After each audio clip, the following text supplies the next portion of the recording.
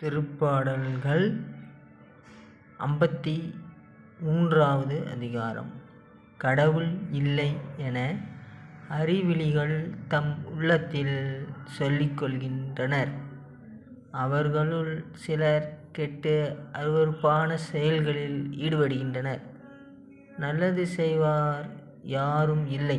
கடவுள் விண்ணகத்தினின்று மானிடரை உற்று நோக்குகின்றார்.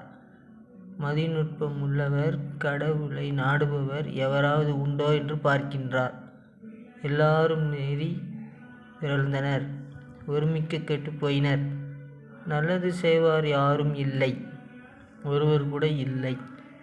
தீங்கிழைக்கும் யாவரும் அறிவை இழந்து விட்டார்களோ.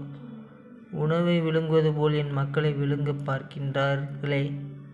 எனவே அவர்கள் இதுவரை கண்டிராத முறையில் பேரச்சத்தால் நடுநடுங்குவர். இறை மக்களை ஒடுக்கியோரின் எலும்புகளை கடவுள் சிதறடிப்பார். கடவுள் அவர்களை கைவிட்டதால் அவர்கள் மானக்கேடு அடைவர். சியோனில் இருந்து இஸ்ரேலிற்கு மீட்பு வருவதாக. கடவுள் தம் மக்களுக்கு மீண்டும் வளமான வாழ்வை அருளும்போது யாக்கோபின் இனத்தார் களி கூறுவாராக. இஸ்ரேல் மக்கள் அகமகிழ்வாராக. இவ்வாறு கடவுள் இல்லை என்று நினைப்பவரை பற்றி வேதாகமத்தில் குறிப்பிடப்பட்டு இருக்கிறது.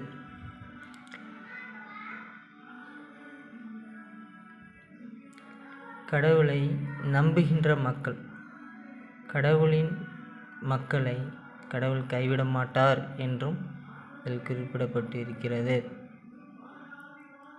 கடவுளை நம்புகிற மக்கள் கைவிடப்படுவதில்லை என கடவுள் வெளிப்படுத்தி இருக்கிறார்.